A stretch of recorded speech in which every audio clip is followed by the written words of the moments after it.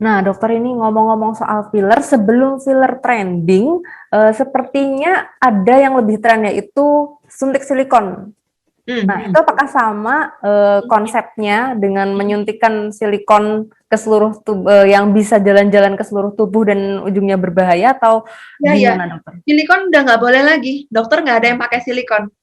Filler yang boleh itu pakai hyaluronic acid beneran gitu. Hyaluronic acid beneran dan hyaluronic acid beneran ya teman-teman untuk informasi aja. Hyaluronic acid yang legal itu bukan yang diwadahi botol. Bukan yang botol-botolan itu. No.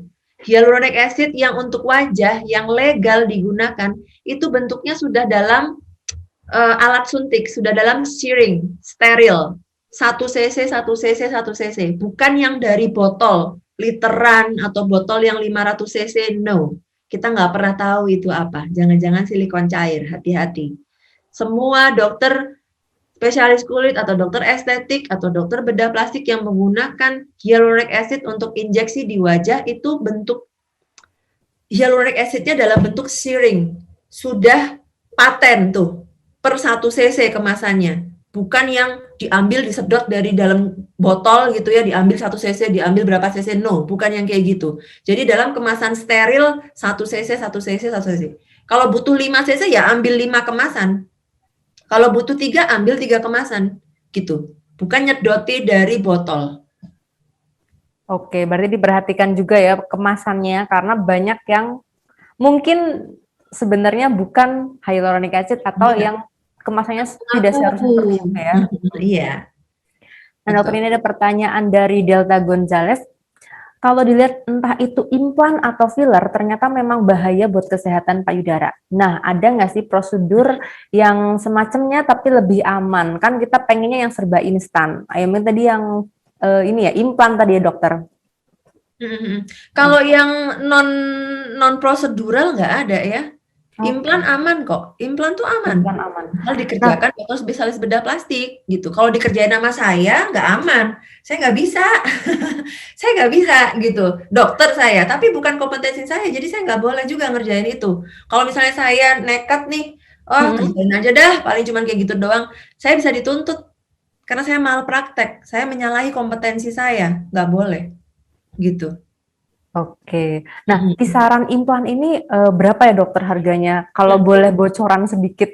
Mhm. Kalau implan sebenarnya bervariasi ya, start dari 20-30 juta ada, dan lebih tinggi dari itu juga banyak, karena kan memang tergantung dari masing-masing provider penyedianya ya, layanan yang menyediakan layanan ini di mana, gitu kan. Kemudian juga, apa namanya, bahan-bahan yang digunakan itu yang mana gitu, karena memang ada beberapa jenis nih. Ini dokter dokter bedah plastik nih yang lebih paham gitu, cuman kisaran harga biasanya di atas itu sih kalau untuk implan ya.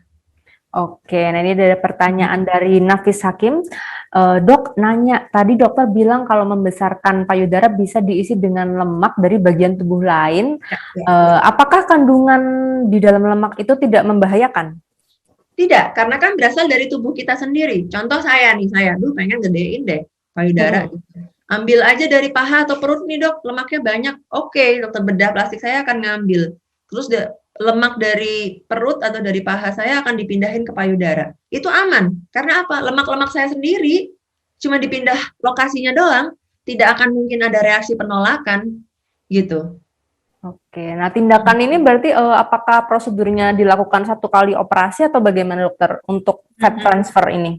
Fat transfer bisa sekali, bisa beberapa kali ya, karena kadang-kadang serat dalam misalnya 100% nih fat yang dipindahin, itu tidak semuanya kemudian hidup. Ada mungkin beberapa yang mati, misalnya kayak gitu, tinggal 70 atau 80%. Nah, kalau misalnya pengen nambah lagi sampai sesuai sama ukuran yang diinginkan, kan berarti perlu untuk diulang gitu. Atau kalau misalnya udah deh segini aja cukup, ya nggak perlu, berarti nggak perlu ada pengulangan gitu.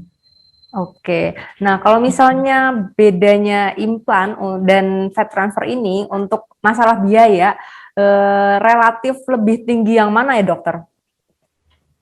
Untuk apanya? Biaya. Biaya, iya. Oh, kalau biaya jujur saya nggak terlalu paham ya. Dokter bedah plastik nih yang bisa menjawab nih. Ntar kalau saya jawab ternyata salah.